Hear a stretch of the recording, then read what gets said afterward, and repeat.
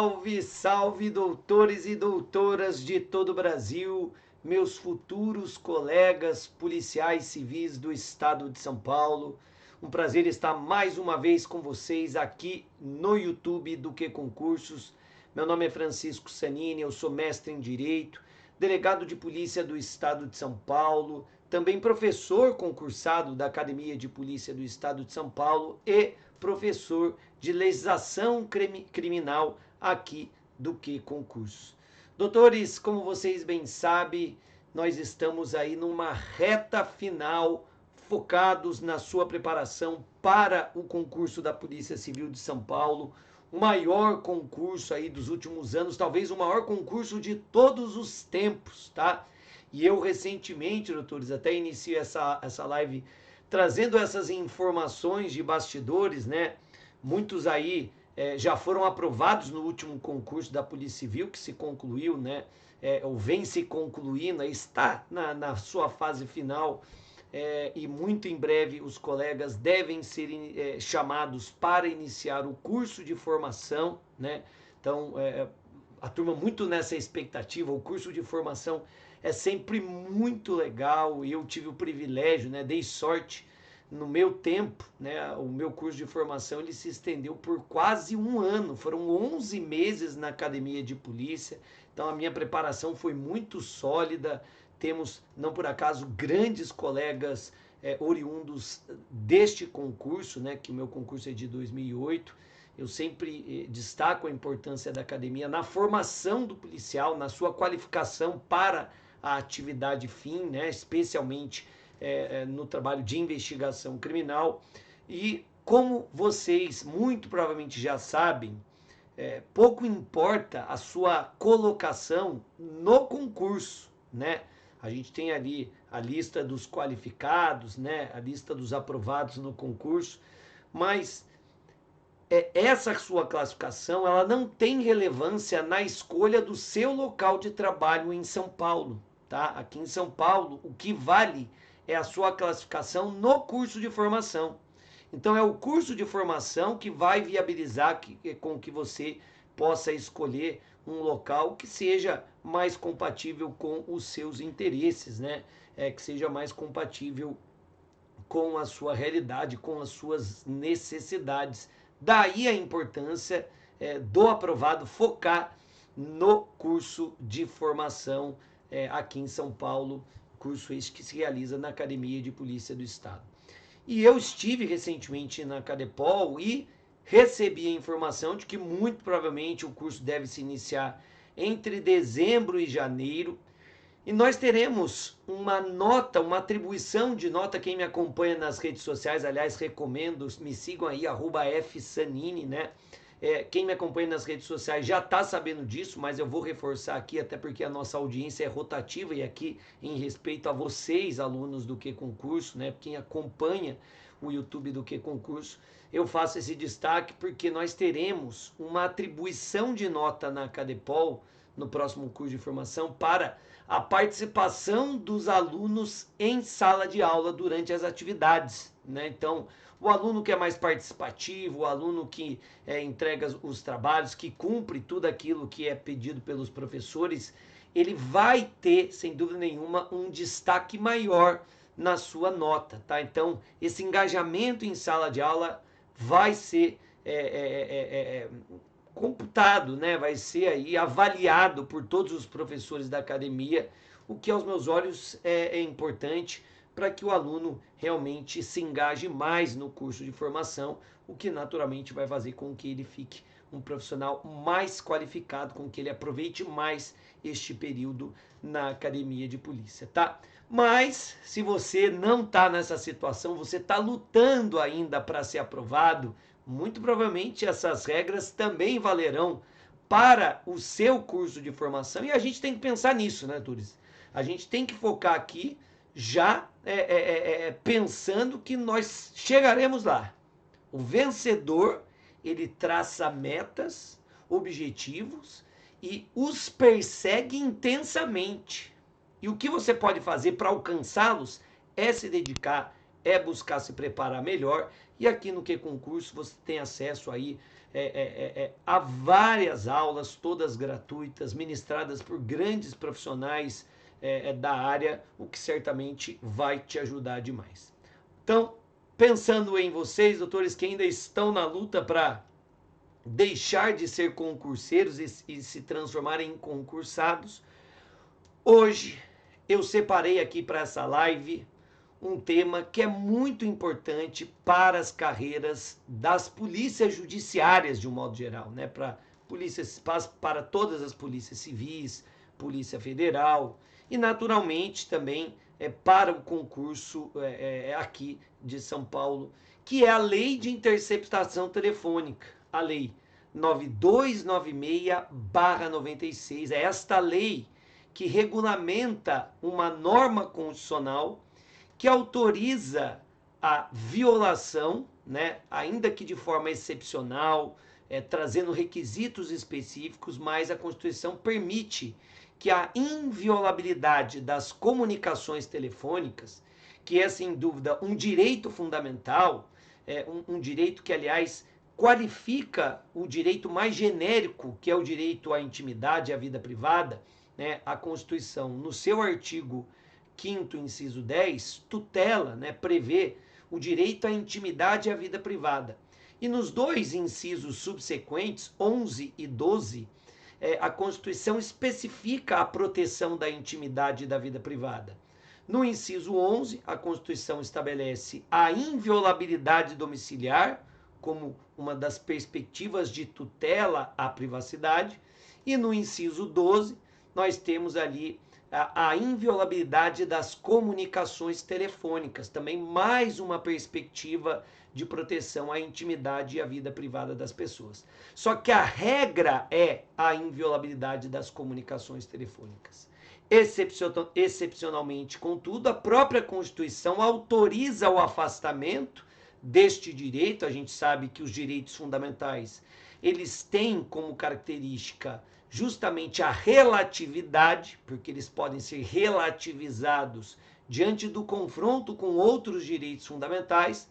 Daí porque a própria Constituição prevê a possibilidade do afastamento da inviolabilidade das comunicações telefônicas, desde que sejam observadas as regras legais, né, nos termos da lei. E qual é essa lei? Lei 9296/96, que é a lei mais conhecida como a lei das interceptações telefônicas. É esta lei que regulamenta e que dá efetividade a esta norma constitucional, permitindo assim o afastamento do direito fundamental à inviolabilidade das comunicações telefônicas, tá bom? Doutores, feita essa introdução, eu preciso lembrá-los que para a gente é muito importante o feedback de vocês. Então, se você que está aqui assistindo ao vivo, já pode deixar seus comentários no chat. Eu nunca consigo acompanhar, né? Mas os comentários são sempre muito bem-vindos.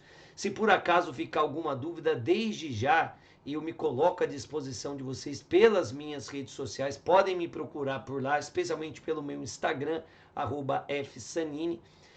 E se você não assistir ao vivo, não deixe de deixar aqui no YouTube do Que Concurso o seu comentário, né? O seu like. Essa interação é muito relevante para a gente, encaminhar essa aula, que se você gostou, para um amigo, porque tudo isso vai fazer com que a nossa página aqui no YouTube cada vez mais se fortaleça, tá? Então não deixe de deixar aqui o seu comentário, tá bom? Vamos voltar ao que interessa, doutores. Para a gente iniciar o estudo do tema interceptação telefônica, eu quero fazer com vocês, trabalhar com vocês um conceito legal. No que consiste a interceptação telefônica, doutores? Eu queria falar um palavrão aqui, mas não posso, né? Mas eu digo sempre que a interceptação telefônica é uma técnica demais. E muito interessante. Eu nunca vou me esquecer da minha primeira interceptação telefônica, porque para quem não sabe, na interceptação, a hora que toca o telefone do alvo, da investigação, toca também o telefone do policial que está realizando o monitoramento. Tá? Então, tocou o telefone do alvo da investigação, na mesma hora toca o telefone do policial que está monitorando aquela linha telefônica. E aí o policial passa a acompanhar a comunicação em tempo real, palavras por palavras. E todas essas comunicações são armazenadas em um sistema chamado de guardião, né? São gravadas para que possam ser escutadas novamente e futuramente no processo confrontadas pela defesa, né? Que a defesa também possa ter acesso a todo esse conteúdo que vai servir de prova. Agora, a gente precisa compreender a natureza jurídica da interceptação telefônica. Daí porque eu venho com um conceito. Na interceptação telefônica, primeiro, a gente precisa entender que estamos diante de um meio de obtenção de prova. A interceptação telefônica tem esta natureza jurídica, de meio de obtenção de prova. Verdadeira técnica especial e, como veremos, subsidiária de investigação criminal. Por que subsidiária, Sanini? Porque um dos requisitos que a gente vai ver é que esta técnica, justamente por ser muito invasiva, ela só pode ser adotada em último caso, quando não houver outro meio de obtenção de prova disponível e igualmente eficaz, tá? Então, de novo, trata-se de um meio de obtenção de prova, verdadeira técnica especial e subsidiária de investigação criminal, em que terceira pessoa, em regra, a polícia ou as polícias judiciárias, vocês aí que estão me acompanhando, captam, interceptam comunicação telefônica alheia sem que os interlocutores tenham ciência desta intromissão, tá? Então, na interceptação telefônica, a terceira pessoa capta a comunicação telefônica alheia sem que os interlocutores tenham ciência dessa intromissão. A gente não pode, pessoal, confundir interceptação telefônica com escuta telefônica. Espera aí que deu pau aqui no meu roteirinho, agora sim. A gente não pode confundir interceptação telefônica com escuta telefônica. A escuta telefônica, ela entra no conceito lato de interceptação telefônica porque ela é realizada por terceiros, mas na escuta, diferentemente da interceptação telefônica, na escuta, um dos interlocutores tem ciência sobre a ingerência de terceiro nesta comunicação. Então, enquanto na interceptação nenhum dos interlocutores tem ciência da intromissão de terceiros na comunicação, na escuta telefônica, um dos interlocutores tem ciência desta intromissão. É muito comum a escuta telefônica nas investigações de extorsão mediante sequestro, né? Em que a vítima, né, os parentes da vítima, e que também são vítimas porque estão sendo extorquidos, né? As vítimas, portanto, têm ciência de que a polícia está monitorando a comunicação, mas os interlocutores, e sobretudo os criminosos, ao menos em tese, não têm ciência desta ingerência de terceiros, tá bom? E por fim, doutores, a gente não pode confundir também a interceptação telefônica com o que a doutrina chama de gravação telefônica ou gravação clandestina. Por quê? Na gravação telefônica, também chamada de gravação clandestina, é o próprio interlocutor que grava a comunicação. Percebam que na gravação telefônica, diferentemente da interceptação ou da escuta telefônica, não há a participação de terceiros, não há a ingerência de terceiros na comunicação telefônica. Quem faz a captação, quem faz a gravação do conteúdo comunicacional é o próprio interlocutor, mas de forma clandestina, sem que o outro tenha ciência de que esta comunicação está sendo registrada, está sendo gravada, tá bom? Agora, Pergunta que não quer calar. A lei de interceptação telefônica, ela trata de todos esses conceitos? Dizendo de outro modo, os requisitos para a interceptação telefônica também alcançam a escuta telefônica e a gravação telefônica? Doutores, o tema é polêmico e eu aqui não vou me aprofundar, tá? O que eu quero que vocês compreendam neste momento é que a lei de interceptação telefônica, a lei 9296/96, ela trata das interceptações telefônicas, telemáticas e informáticas, tá? Então, para além da interceptação de comunicações telefônicas, eu também posso realizar a interceptação de comunicações telemáticas, ou seja, eu posso interceptar mensagens, né, via SMS ou até mesmo por aplicativos, né, de comunicação instantânea, como WhatsApp, Telegram, etc. E também envolve a interceptação informática, que é a interceptação de e-mail, né? Eu posso interceptar o correio eletrônico. Então, a lei, ela abrange essas três formas de interceptação. A gravação telefônica, doutores, ela não é objeto de regulamentação legal, tá? Então, a gravação telefônica, ela não é objeto de clara regulamentação legal. Mas, especialmente após o pacote anticrime, como veremos em um outro momento, não no encontro de hoje, porque eu vou dividir essa aula em duas etapas, como a gente vem fazendo aqui, mas veremos que, analisando o conjunto legal, fica cada vez mais clara o entendimento de que a gravação telefônica, ela não vai necessitar de autorização judicial, ao menos em regra, tá?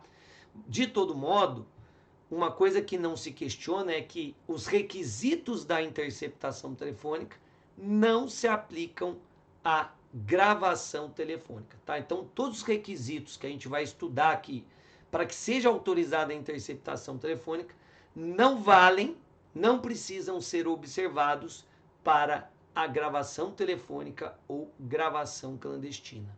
A jurisprudência, inclusive, sempre foi firme no sentido de que a gravação telefônica, a gravação clandestina, dispensa autorização judicial e pode ser utilizada como prova, especialmente quando ela tem por objetivo comprovar a inocência do responsável pela gravação ou demonstrar que o responsável pela gravação está sendo vítima de uma investida criminosa, que ele está sendo vítima de um crime, tá bom? Já em relação à escuta telefônica, doutores, uma parcela da doutrina entende que aplicam-se a ela os requisitos da interceptação telefônica e uma outra parcela da doutrina vai sustentar que não, que os requisitos da interceptação telefônica não se aplicam à escuta telefônica, e eu particularmente tenho este entendimento.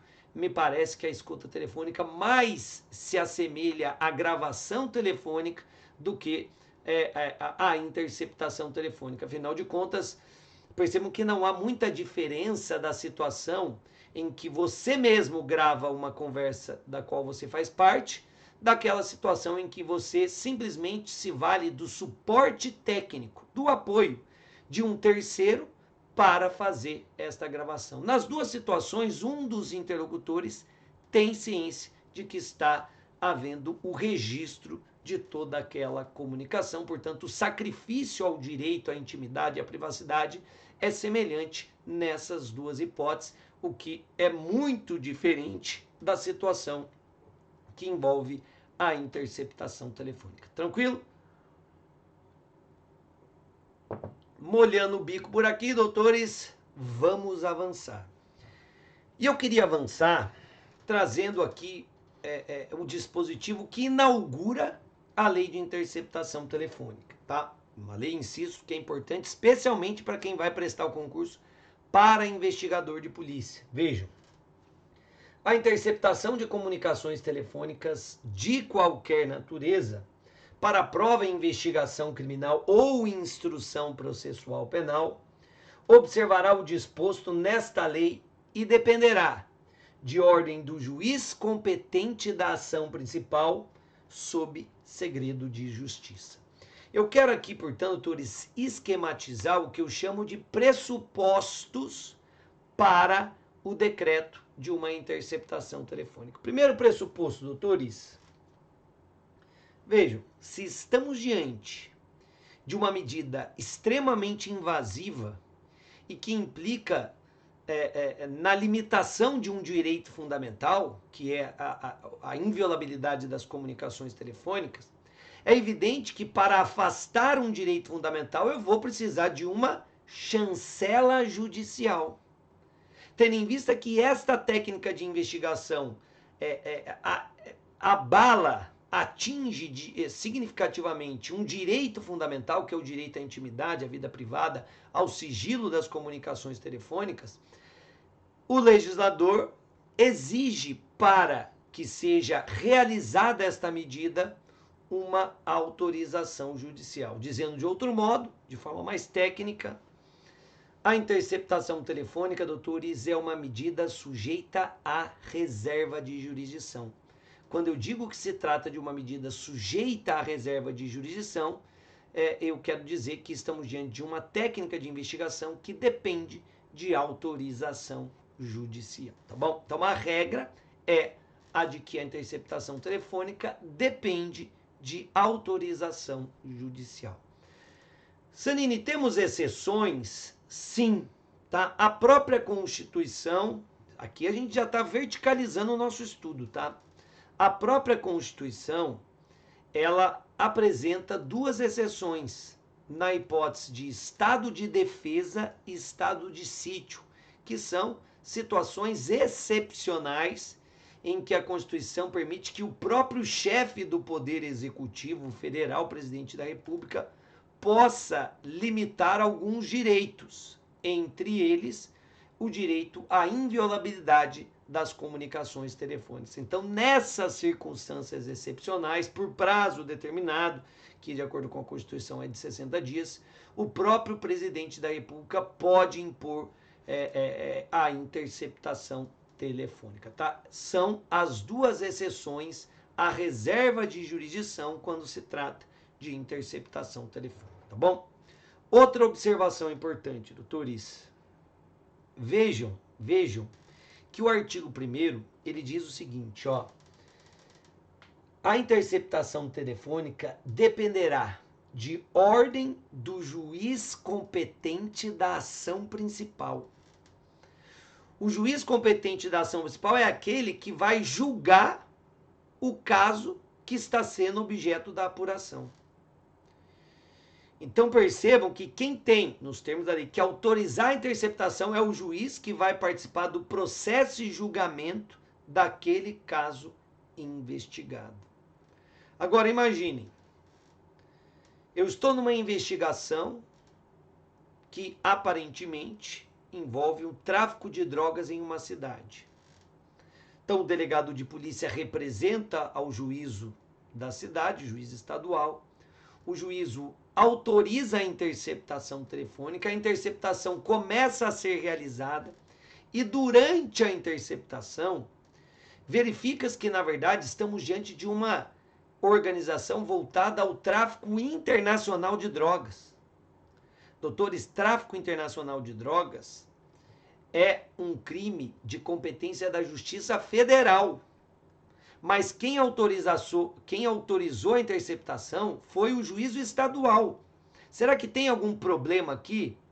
Nossa, Sanine, eu estou pensando, se a lei ela fala que a interceptação tem que ser autorizada pelo juízo competente da ação principal e no tráfico internacional de drogas a competência é do juízo federal, me parece que tem alguma ilegalidade aí, porque quem autorizou a interceptação foi o juízo estadual, mas o juízo da ação principal vai ser o juízo federal. Então, me parece que essa interceptação é ilícita, ela é ilegal. Doutores, cuidado, tá?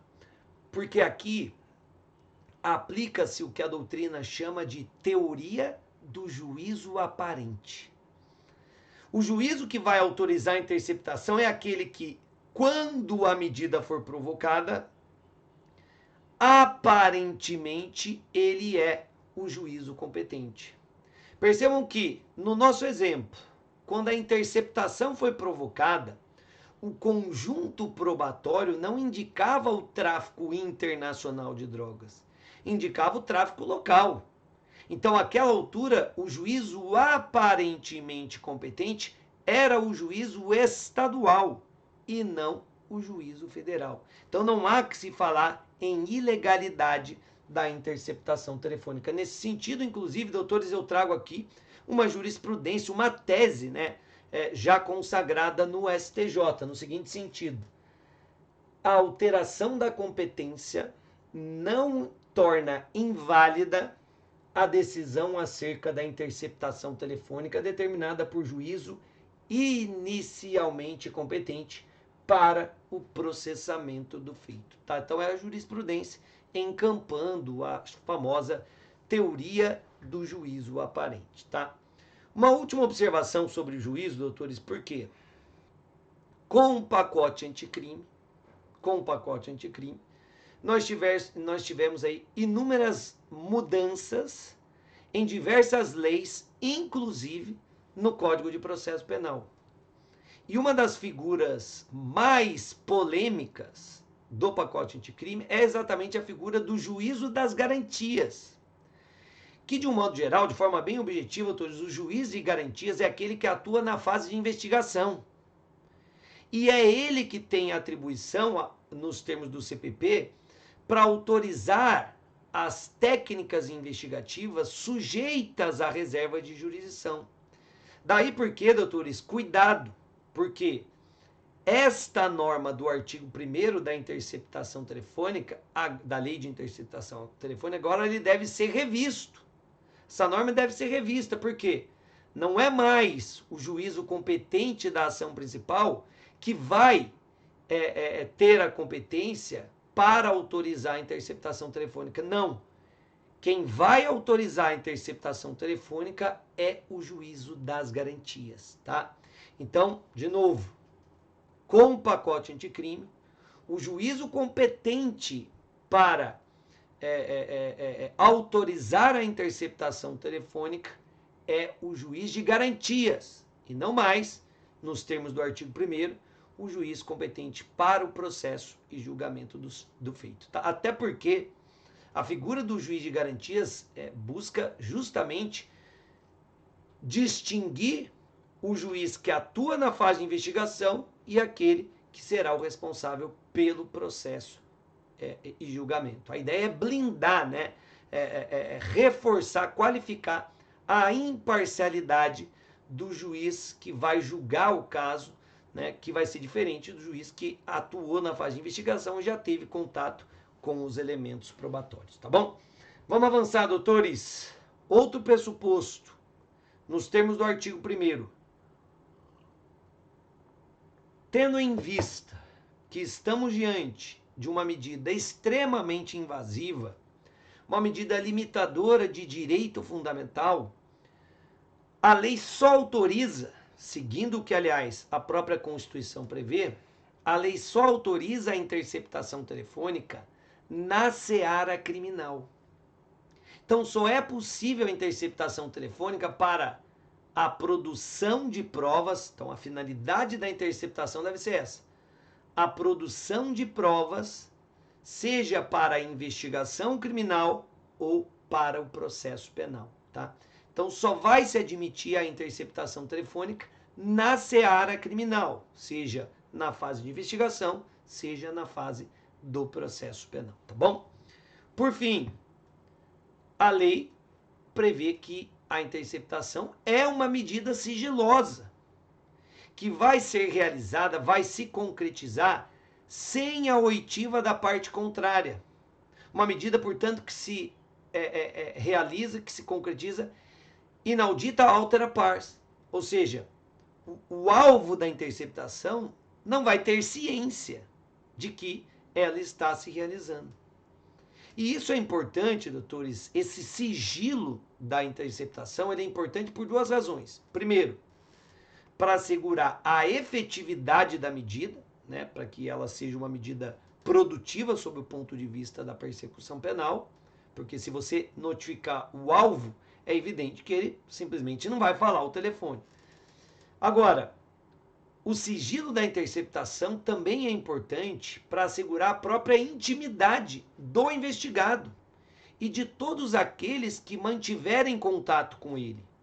Então, o sigilo garante que só o delegado, o policial, os serventuários do Poder Judiciário, o membro do MP, somente aquelas pessoas que atuam naquele caso é que vão ter acesso ao teor das comunicações telefônicas, tá?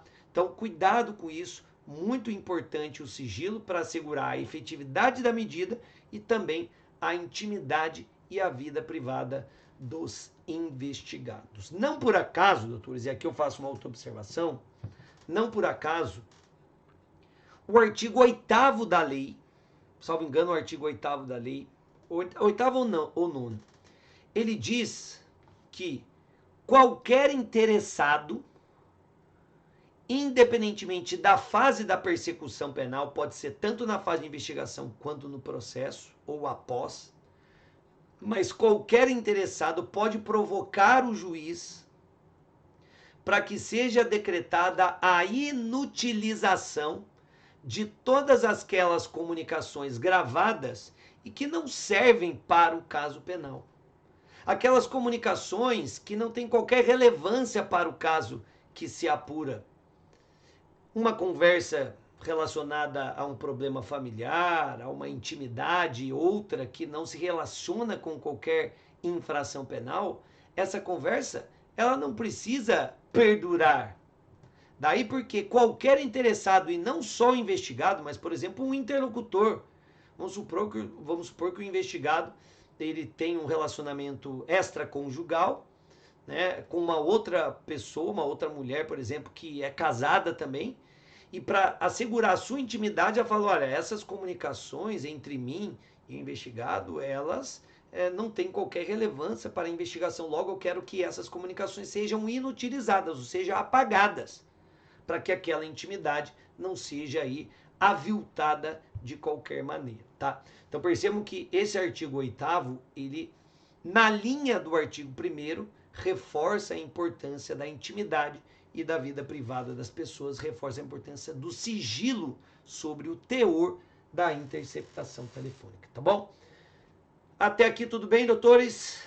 Vamos avançar para o próximo ponto, que muito possivelmente a gente já mata, vai ser suficiente para a gente matar o nosso encontro de hoje, a nossa live de hoje.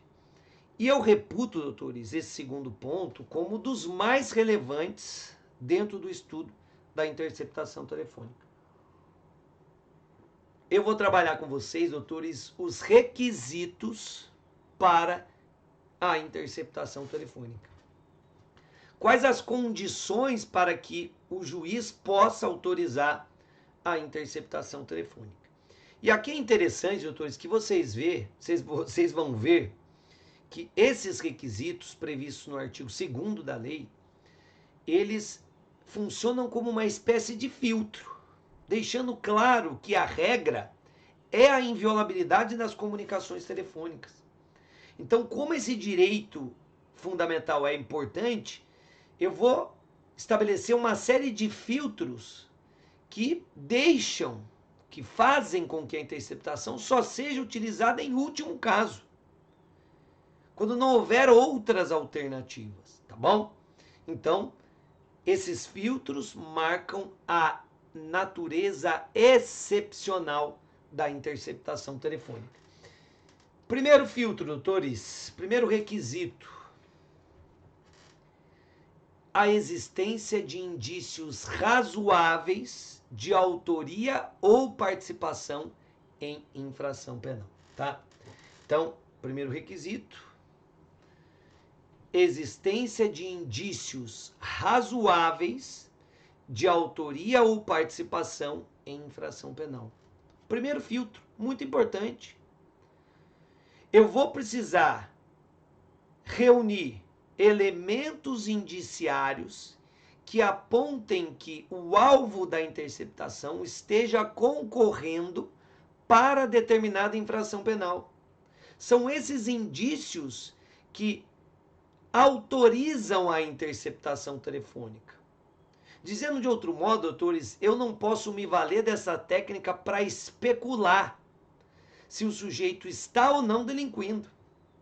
Eu tenho que ter elementos que já indiquem que ele está envolvido com a infração penal, e aí a interceptação telefônica será utilizada somente para reforçar esses indícios de autoria e materialidade. Por isso, doutores, vale anotar, de acordo com a doutrina, é vedada, vale dizer, é proibida a chamada interceptação de prospecção ou interceptação prospectiva, que é aquela especulativa, aquela que se realiza para verificar se o sujeito está ou não delinquindo. Não há indícios, portanto, de que ele está concorrendo para o crime. É uma verdadeira pescaria probatória, o que a doutrina chama de fishing expedition. Eu vou lançar a minha rede por meio da interceptação telefônica para ver se eu pego alguma coisa, mas eu não tenho nenhum indício que sugira que o sujeito, que o alvo da medida, está concorrendo para a prática da infração penal. A isso a doutrina denomina de interceptação de prospecção ou prospectiva, que é proibida pelo nosso ordenamento jurídico, tá? Observação importante. De acordo com o STJ, é possível a interceptação telefônica com base em denúncia anônima, vírgula, cuidado com isso, desde que corroborada por outros elementos que confirmem a necessidade da medida excepcional. Doutores, essa tese do STJ, ela deve ser lida e interpretada com cuidado. Por quê? Denúncia anônima não serve nem para justificar a instauração de um inquérito policial, quanto mais a medida invasiva de interceptação telefônica. Tá? Então, cuidado com isso. O que a jurisprudência está falando? É possível que as denúncias anônimas sirvam para reforçar os indícios de autoria e materialidade. Então, denúncia pode ser considerada pelo juiz. Essas denúncias anônimas podem ser consideradas, mas desde que elas sejam corroboradas, reforçadas por outros elementos probatórios. Só denúncia anônima não admite a interceptação telefônica, tá? Cuidado com isso. Segundo requisito. No caderno de vocês, eu sempre recomendo que vocês façam essas anotações. Para mim, esse segundo requisito, doutores, é dos mais relevantes e que mais caracterizam a interceptação. Por quê? Nos termos da lei, só se admite interceptação telefônica quando não houver outros meios de obtenção de prova. Então, segundo requisito, inexistência de outros meios de obtenção de prova. Daí o caráter subsidiário da investigação. Daí o caráter subsidiário da interceptação telefônica. As técnicas de investigação mais invasivas, via de regra, têm este caráter subsidiário, no sentido de que elas só podem ser utilizadas como última ratio, uma última ratio investigativa. Somente quando não houver outros meios de obtenção de prova disponíveis e igualmente eficazes, é que eu posso me valer da interceptação. Em havendo outra técnica de investigação menos invasiva e que permita o mesmo resultado, eu não vou poder me valer da interceptação telefônica. Vou ter que adotar essa outra técnica. A interceptação, insisto, só em último caso, de forma subsidiária, tá bom? Jurisprudência do STJ. Importante também. A interceptação telefônica só será deferida, só será autorizada quando não houver outros meios de prova disponíveis à época na qual a medida invasiva foi requerida, foi provocada, vírgula, sendo ônus da defesa, sendo dever, portanto, da defesa do investigado, demonstrar a violação a esta regra do artigo 2º, inciso 2 da Lei de Interceptação Telefônica. Então, doutores, a jurisprudência diz, se porventura esta regra da subsidiariedade da interceptação não foi respeitada, cabe à defesa demonstrar que a época em que ela foi autorizada, em que a medida foi autorizada, havia outro recurso investigativo disponível e igualmente eficaz, sendo desrespeitado assim o princípio da subsidiariedade da interceptação telefônica, tá? Cuidado com isso, doutores, essa regra é a mais importante, tá? Então vejam os filtros. Primeiro, para que seja autorizada a interceptação, eu vou exigir elementos indiciários que indiquem que o alvo da medida está concorrendo para uma infração penal. A própria lei diz que só cabe interceptação na seara criminal. Então, é preciso que haja elementos indicando o envolvimento do investigado com determinada infração penal. Segundo filtro, eu só vou admitir a interceptação quando não houver outro meio de obtenção de prova disponível e igualmente eficaz. Havendo outro recurso investigativo, não cabe interceptação telefônica. Por fim, último requisito, terceiro e último requisito. Eu não vou, é a lei falando, tá? Eu não vou autorizar a interceptação telefônica para apurar qualquer crime. Essa medida é muito invasiva. Daí porque ela tem que ser excepcional. Ela só pode ser utilizada na apuração de crimes graves. Quais são os crimes graves, doutores? Nos termos da lei, são aqueles punidos com reclusão. Então, terceiro requisito, doutores, só se admite interceptação telefônica,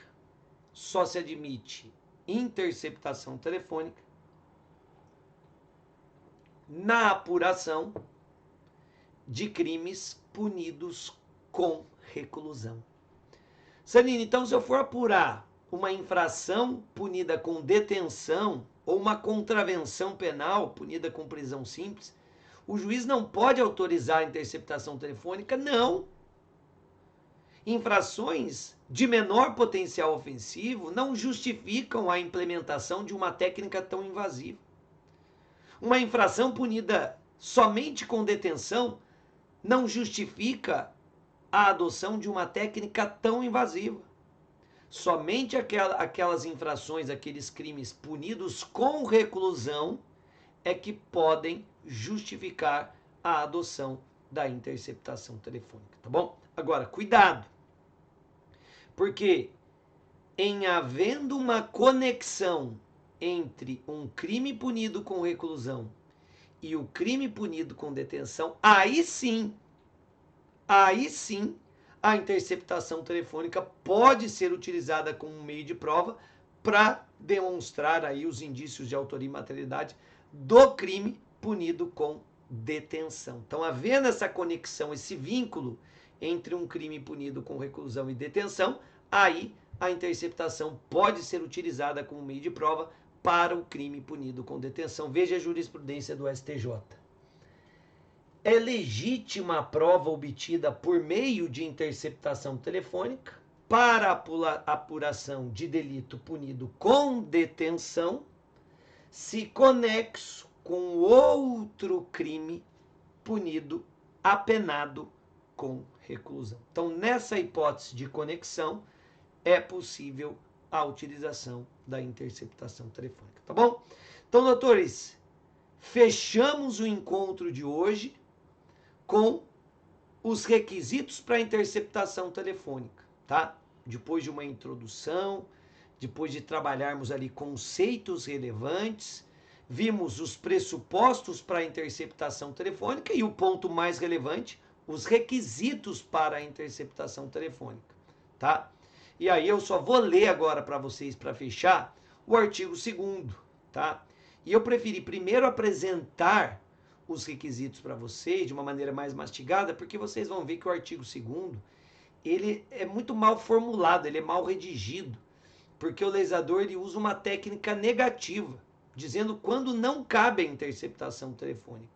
O que inclusive passa a falsa ideia, né? A ideia errada de que a interceptação, em regra, é admitida, né? A gente viu que não é. Porque quando você diz as hipóteses que não cabe, passa a ideia de que, em regra, ela é possível. E não é essa a ideia. Então, vamos lá. Artigo 2º. Não será admitida a interceptação de comunicações telefônicas quando ocorrer qualquer das seguintes hipóteses. Inciso 1. Não houver indícios razoáveis da autoria ou participação em infração penal. Inciso 2. A prova puder ser feita por outros meios disponíveis. Inciso 3. O fato investigado constitui infração penal punida, no máximo, com pena de detenção. Tá bom? Então tá aí, doutores, todos os requisitos para a interceptação telefônica. Essas são as condições legais. Então vejam, para a gente fechar, a Constituição prevê a inviolabilidade das comunicações telefônicas, salvo em último caso, por ordem do juízo competente, por ordem judicial. Aí vem a lei de interceptar. A Constituição estabelece a inviolabilidade das comunicações telefônicas. Esta é a regra, salvo em último caso, na seara penal e desde que haja ordem judicial, nas hipóteses em que a lei prevê, nas hipóteses em que a lei admitir, é o que diz a Constituição. Então, quais são as situações em que a lei admite a interceptação telefônica? Requisitos. Primeiro, quando houver indícios razoáveis de autoria ou participação em infração penal. Segundo, a prova puder, na verdade é aqui quando não se admite, né? Então, reformulando, por isso que eu falo que é ruim, né, interceptação. Esqueçam o ordenamento, né? Esqueçam a lei. Então, quando a lei admite a interceptação? Quando houver indícios de autoria e materialidade de infração penal, que o sujeito está concorrendo para uma infração penal. Segundo, quando não houver outros meios de obtenção de prova disponíveis e eficazes. E terceiro, quando a infração for punida com reclusão. São essas as condições para que o juiz, avaliando o cenário, possa ou não autorizar a interceptação telefônica, tá? Num próximo encontro, doutores, a gente volta com outras observações sobre a interceptação telefônica e eu vou trabalhar com vocês também a técnica da captação ambiental, que é outra medida probatória, né? Outro meio de obtenção de prova regulamentado na lei de interceptação telefônica, a lei 9296/96, tá bom?